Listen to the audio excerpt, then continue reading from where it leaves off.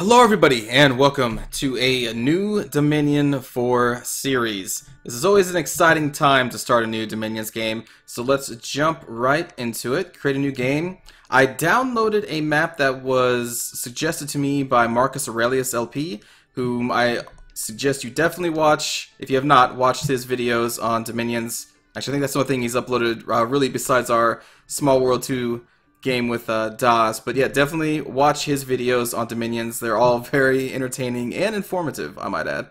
But anyway, he has suggested that I play on the Pelaware map, I think, and I think this map is beautiful. This is a hand-drawn map. I found it, or I downloaded it from Desura. I'll probably put a description or a link in the description below so that you can just kind of download it too if you want to. Now, this is a wraparound map, which I typically do not enjoy playing on wraparound maps, but for this map specifically, I think I will make a exception. So I'm going to start here. This is for 6 to 13 players. All right, let's click OK. Game name. I'm going to do Pale One. Oop, well, that's not how I spell Pale. Pale Ones. Kind of hinting at what race I'm going to pick. I'm going to go to Middle Ages, and we are going to go for Agartha, the Golem Cult. A cavern realm of humans and a few remaining Pale Ones. Pale Ones can grow to huge proportions, and the old ones are rare and sacred. The Agarthan humans have only limited night vision, whereas the Pale Ones see perfectly in the dark. I have never played a cavern race before, especially not the Pale Ones, so I thought it would be interesting to try them out here, so I'm going to play as Agartha. And it said this is good for 6 to, what was it, 12 players? How many players do we want? Do we just want to go with 6?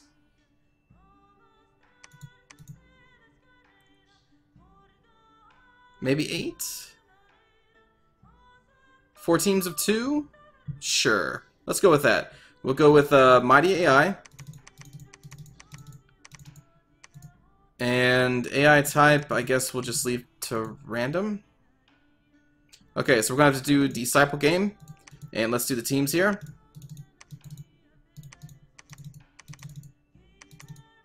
Oops. Alright, disciple, disciple, disciple, disciple. Okay, I did not think about this though. Like, what would I want my partner race to be? It would make sense if it was another cavern race. I honestly don't know of one off the top of my head.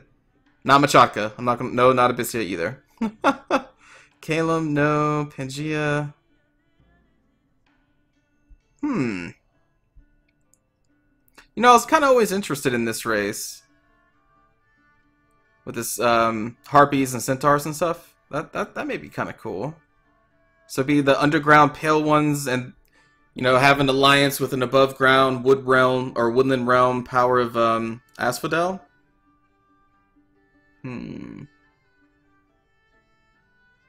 Does that make sense? Or maybe, you know what? No, I'm just gonna leave it random. Random land nation, because I think this is mostly land. So we'll do random land nation and just see what the computer gives us. And let's just jump into it. Oh, everything look okay? Teams are even? 2, 3, 4. Yep. All right. Let's jump into it. The background of Agartha. So, in dark caverns under the roots of the earth, a strange kind of one-eyed humanoid has evolved. Untouched by the sun, they have become known to humans as the Pale Ones. When humans first met these pale giants, it was in war. With the destruction of the false god of the Pale Ones, an ancient seal was broken and vast powers of destruction were released. The Pale Ones were almost wiped out of existence, and humans could move down into the caverns of Agartha. Here they found fabulous riches and ancient secrets. The humans replaced the Pale Ones, and now most of Agartha's inhabitants are pale-skinned humans with large eyes. Everything left by the Ancient Ones have become subject to worship by the humans. Ancient statues are enchanted and given life by golem crafters, priest mages of the Agarthan Golem Cult. A few surviving oracles lead the cult and keep the memories of the past ages alive. So the race is humans and Pale Ones living together. They have dark vision. They make poor amphibians. Extra golden resources in cave forts. Really? Extra gold in cave forts. This may not be a good map to play on then. I don't think there's many caves at all. I didn't see any. We'll check it out though. Military, light and heavy infantry, huge and sacred ancient ones, troglodyte slaves. They have earth, fire, water, and death. Their priests are powerful. Okay. Select our physical form. A golden pillar. Ugh. Earth-made flesh. That looks just nasty. A monolith. It did talk about... Or maybe a cyclops. Cyclops. 91 hit points, 23 protection, strength 28, has a fist attack, is a level 3 earth mage, does come with fear and is fire resistant. What does the monolith come with? Earth, astral, and nature. This may not be a bad choice, because just the astral and nature magic alone are two branches that this faction does not have. Titan of the Underworld. Death. They do have death magic. Don't really need that. Water and earth. Again, they have that. What is this guy? Nether of the Underworld. Comes with Dust Warriors at his side. Reanimation bonus. Undead. Death 3.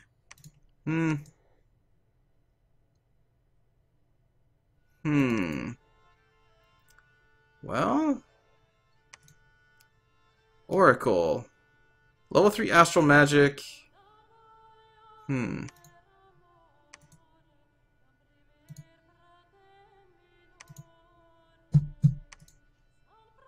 guy just looks ugly. Level 1 water, level 3 earth. No, again, because the god I typically, or I would want to have magic that the this race doesn't have. So I think, oh, look at the Timmy Lich. I didn't even notice it down there. I think I may pick the monolith. I didn't even check the golden pillar though. I should probably check that. No, that's level 3 earth. So yeah, let's do the monolith, and we will give it some additional nature, astral. Now I also got to keep in mind that I believe Agartha has 3 or 4 different kinds of sacred troops, so I want to make sure that the bless effects are pretty good.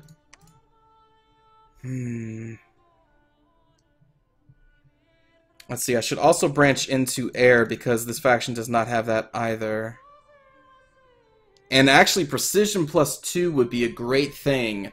I know that some of the pale ones can throw rocks, but I believe their precision is rather low. Let's do a dormant god. And we will get productivity. And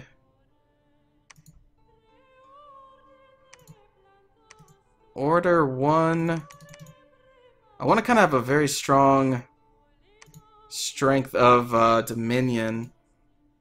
Maybe we'll just do productivity 3? Because I think this race is also pretty high on resources. And then that would give us, our god would have 4 level 4 schools of magic, which then gives us some pretty decent blessing effects. Magic resist is... that's okay. Maybe I should just bump that down to level 3. No, I shouldn't do that. And that gives us reinvigoration.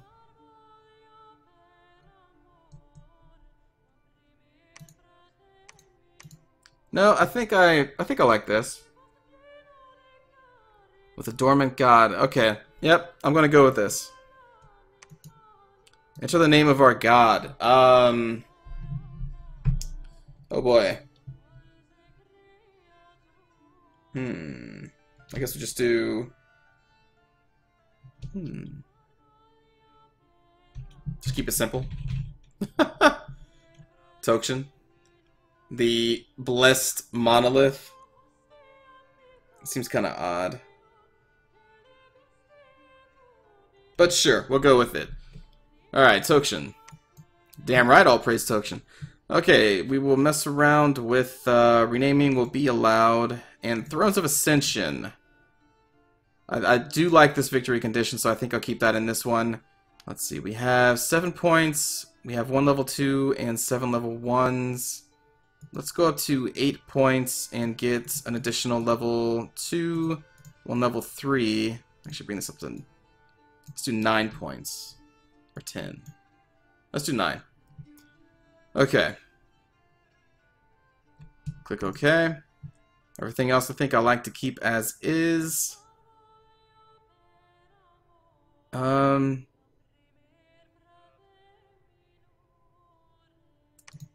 You know, I typically do unclustered so that we start, me and my allies will start away from each other. I wonder if I should just do cluster. Nah, I'll keep it that way too. I kind of like that. Let's see how this goes. Let's start. Create the world. You get the 2 messages you get in the beginning of every single one. Tokshen, God of the Agartha. Spring in the first year of the Ascension Wars. Oh boy. So now we get a closer look at this map. Oh, cool. We actually start in a cave. No shit. So let me see. I'm trying to see how many cave provinces there are. So there's one right there. Wow, it's kind of... What's kind of surprising is that this isn't that big of a choke point. But the map looks beautiful. I mean, look at that. The face is carved in the mountain. That's pretty damn cool. And that's a separate province too than what this is. Well, that is pretty awesome that we do start in a cave. That's amazing. Especially for our race, since we get bonus gold and resources for cave forts. So I'm probably going to be building a fort in every single cave province that I can get to. Are there going to be any more caves over there? No? No? Wow, is this the only... There's a cave province over there. Wow. And then we wrap around back to us again. Okay, well, at least we get to start here. So we can build a very strong empire in the center of this map, because I think this mountain range is basically the center. So where is our ally? Down here. Is that Bandar Log? I think that's Bandar Log, isn't it? I'm pretty sure that's what that is. Let's go to statistics, nation overview. Oop, whoops, no. Pretenders of the world. Tokshen. There we go. Yep, Bandar Log. Oh, the race of the monkeys. Okay. So we are banded with the monkeys of the surface world, and they are in the south. Or north, however you want to look at it. This is kind of why I don't play with the wraparound maps. It just kind of gets a little weird. But okay, now what I do when I start every single campaign is I take a look at the units that we have available. So we're going to start with that. We have some humans. We also have some of these pale ones. So let's start with the humans. Agarthan Light Infantry is the standard of the most standard. Average stats everywhere. Comes with 50 dark vision, a short sword that does 15 damage, 14 defense skill is its highest kind of cool thing about it, and it's 10 resources and 10 gold. Then we jump up more than double the resources for this actual infantry, but we get 5 protection, and that's it. Really?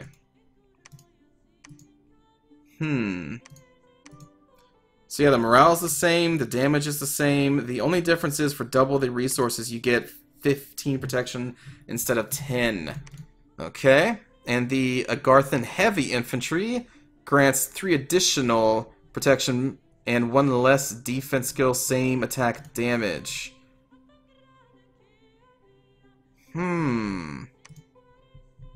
Okay.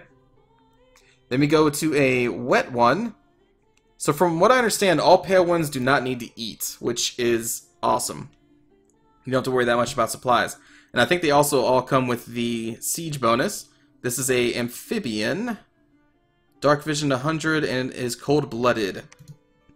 Cold-blooded creatures get exhausted very quickly when fighting in cold provinces.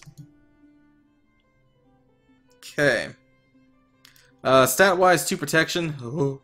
18 hit points, which obviously is above average. The average, when I say that, is like a normal human. So 18 compared to a human, which is 10. Strength of 12, but their damage is still 15. It is a spear, so it has a chance to repel. But repel is the attack skill of this guy against a defense skill of someone else, and their attack skill is 8. Defense skill of 8, which is terrible. Morale of 10. So their stats are really low, but the bonus is that they make excellent siege units. They are amphibians, so they can go into the water, they can go on land, either war is fine, and they also don't consume any supplies for your army. So yes, their stats are terrible, but their bonuses here are pretty awesome. The siege bonus alone and the amphibian, well actually, they're all great, except for the cold-blooded, obviously. That is kind of a drawback. Okay, so that's the wet one. A pale one soldier comes with also 18 hit points, 12 protection, so a huge jump up from the wet ones. Comes with 12 magic resistance, but again, its attack and defense skills are below average.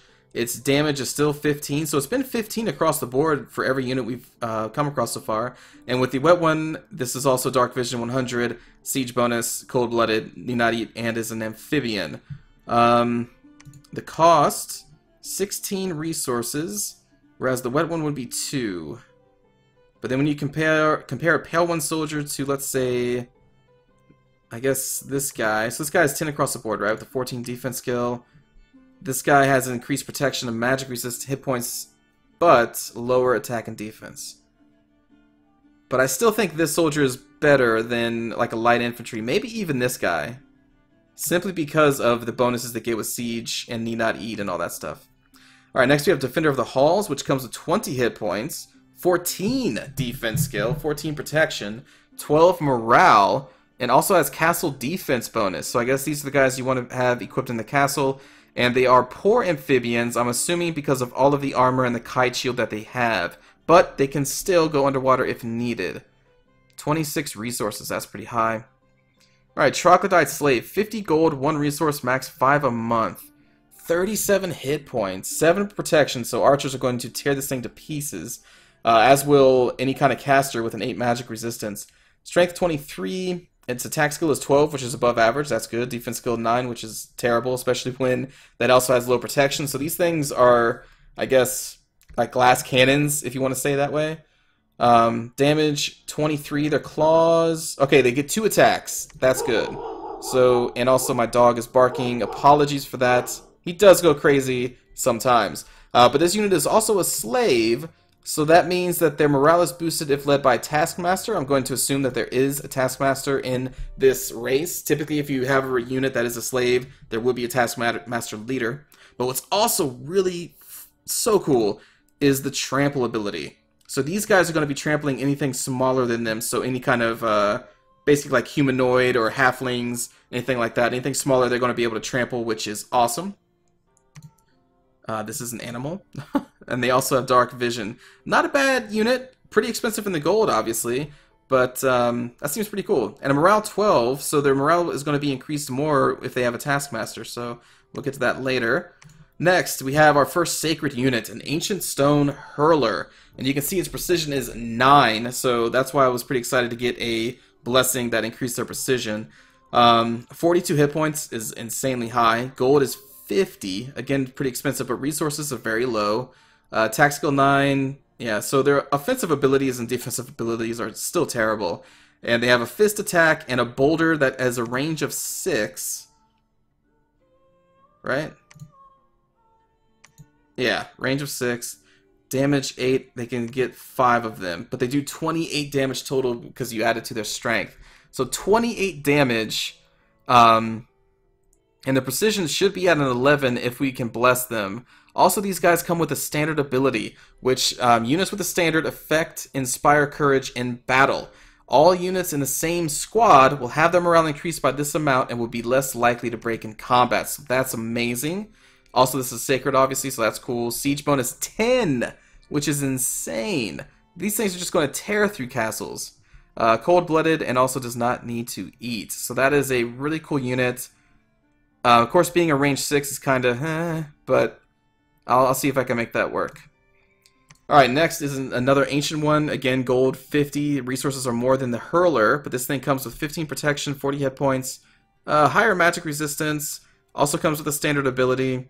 And for once, its attack and defense skills are average and slightly above average, which is pretty cool. This thing can also throw rocks at a range of 18, but with such a low precision, that's probably going to hit more than it, would miss more than it would hit. And they also have a spear that does 21 damage.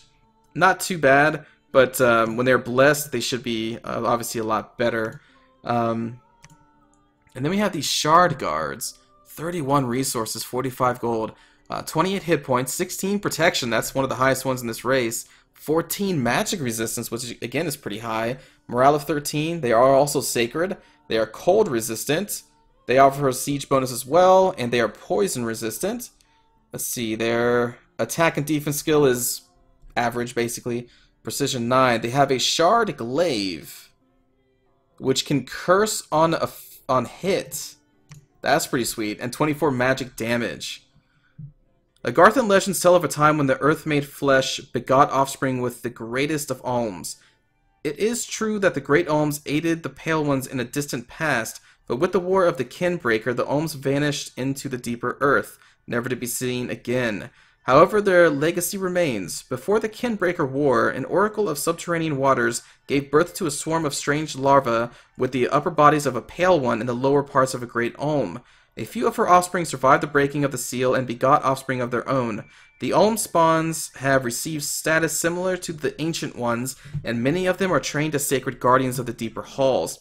Since the breaking of the seal, broken shards of ancient obsidian glaives are found in the caverns near the cursed chamber. These cursed obsidian shards are used to craft weapons for the shard guards, who have shown a remarkable resistance to the dark influence of the shards. So that's pretty cool. That's a cool sacred unit. Also very expensive. So those are all of our basic troops. We'll go into the leaders now. We have a basic scout. I'm not expecting great things. Has a short bow, average stats, low protection, no leadership, and stealth value of 50. Also dark vision, of course. Nothing too special. Our first leader here is going to be a cave captain. Hit points 12, which is above normal humans, I believe. It should be. Protection 15, kind of high. Magic resistance average. Morale is a little above average. Attack skill 11, defense skill 15 are pretty decent, I suppose. Precision 8, very low. Short sword with a 16 damage. Leadership of 80. Gives a squad morale bonus of +1. Cannot lead magical beings or undead or demons. Let's see. Cave captains are Agarthan commanders. They are equipped in the same manner as Agarthan infantry. They have partial dark vision. 80 leadership for a basic commander, I think, is pretty high. I think the normal is generally like 40 to 60. Still, though, 70 gold, 22 resources. Here we go. Troglodyte Trainer. Beastmaster skill of +2. So, if the Troglodytes are under his command, they are going to be giving a +2 to morale, so they would have a 14, which is pretty good. Besides that, this guy has above average stats all across, all the different skills. Has a whip attack and a short sword, but I probably would not want him to actually go into melee, since he would be leading the Troglodytes. 45 gold, 15 resources, leadership of 20, with a squad morale bonus of -1. Oh, no way. So, with the Beastmaster... Oh, wait a minute. Oh, wait a minute. He's also Taskmaster. Interesting. So... the Troglodytes are animals enslaved, so the Troglodytes are actually getting a +4 because of Taskmaster +2 and Beastmaster +2, but then leadership -1, so they're really getting a +3. So the Troglodytes would have a 15 unmodified morale. Huh. That is really high. That's pretty cool. That's pretty cool. And I could also... to cancel out the -1 leadership of the guy, I can either obviously build some kind of item, maybe stick one of these ancient guys in there with the standard, or something like that. Okay, we got a Pale 1 Captain for 50 gold, 20 resources. We get above average defensive stats and magic resistance, average attack and defense skills. Attack damage is nothing to really, shout out about, but does come with the inspirational ability, so +1 to morale to all troops. That's pretty cool. And leadership of 60. That inspirational ability alone kind of would make me want to choose the Pale One Captain over the Cave Captain, even though he can have a leadership of 80. Inspirational is amazing. Attendant of the Oracles, a level 1 Sacred Priest. Nothing too special about this guy. Just a level 1 Sacred Priest with a leadership of 10. Can actually lead magical beings, though. So that's kind of cool, if I need to lead a magical being. We have an Earth Reader, who's a level 1 Earth Mage, level 1 Priest. That's cool. I always love it when mages are also priests. He's also Sacred with a 7 research ability. 80 gold, 1 resource. 80 gold for a level 1 Earth and level 1 Priest. 80 gold seems kind of expensive. Or is that cheap? I don't know. It seems kind of expensive for level 1 mage. But maybe that's average. Besides that, very low protection because he's not wearing any armor. 14 magic resistance. Leadership of 40. Doesn't receive a penalty to squad morale and can lead 15 magical beings at the base. Meaning, like, before he levels up and gets experience and his leadership goes up. That's actually not too bad. Huh. Okay. Next, we have a Golden Crafter, 210 gold. For that, we get a level 1 Fire, level 1 Water, level 2 Earth, and a level 1 Priest with a 13 research ability who is Sacred, Fire Resistant, Cold Resistant, Dark Vision, and has Old Age. So it gives him penalties to his stats. These stats up here. But you don't need him to have high... Well, actually, the precision you probably would want to be high with him casting spells. I failed to look at that for these other guys. Yeah, man, everybody down here has pretty damn low precision. Leadership 45 with 30 magical beings that could lead 2 squads at no penalty to morale. Also comes with a maul, though you'd probably never want this guy in melee. Okay, that's pretty cool. Ancient Lord, 135 gold, 23 resources, 44 hit points. Jeez. 13 protection, 13 magic, 14 morale. That's all pretty high. Attack skill 11 is above average. Defense skill 9 is below average. Strength of 19. He is Sacred, Amphibian, need not eat, cold-blooded. Also inspirational, Dark Vision, Siege bonus 5. Wow, this guy is pretty cool. We could probably get some items to increase his defense skill. With 44 hit points, like, I'm tempted to make this guy, considering he's also Sacred too, make him a thug unit, you know, someone who can take on a small army by himself. So that's definitely a possibility with him being Sacred and just a natural high hit points. That could be. Battle Axe with 28 damage. Whew. Okay, 80 leadership. +1 for 3 squads and morale. Okay. And then our final commander, an Oracle of the Ancients, 385 gold. Whew, is also slow to recruit. I did not notice. Is this guy too? No, that guy is not slow to recruit. Okay, so with everybody else, his precision is low. His hit points are 40, magic resist 18, level 3 Earth, level 1 Death, level 3 Priest. That's very important in a Thrones game because I need level 3 Priest or above to capture Thrones. So before my god awakens, actually even when my god does awaken, because he's a monolith and can't move unless I get the spell Teleport. So I'm going to be relying on these oracles to capture Thrones for me. Also has a 100% chance to get another level in one of those, and a 10% chance to get another level in one of those. That's pretty cool. It's also Sacred and Inspirational. Leadership 80 with +25. Wow, can lead undead too. Undead or demons and magical beings. Squad morale +1 for 3 squads. This is that's a pretty damn cool unit. Okay, and that is the unit overview of the of this faction. Let me quickly go into research and see what the special spells are here. We have Rook's Pact and Conjuration.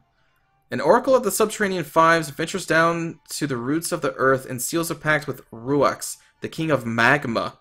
The Oracle is granted 5 children of magma that will serve him in the surface world. Summons magma children for 2 fire gems. That's cool. We also have a Barathurus pack. The Agarthan Oracle ventures down, makes a pact with Barathurus, the king of deeper earth. You're granted 1 earth elemental that will serve him in the surface world.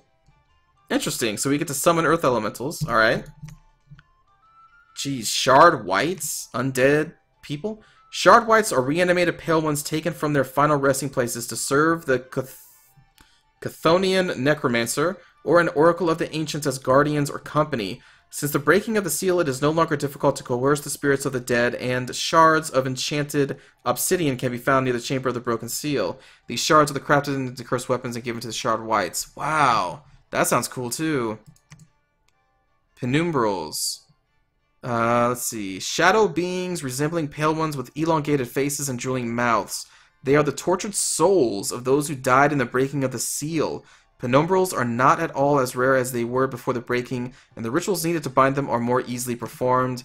I guess that means that's why they're level 3. Maybe like in the early age, because this is middle age. So maybe in early age this spell is still there, but maybe later.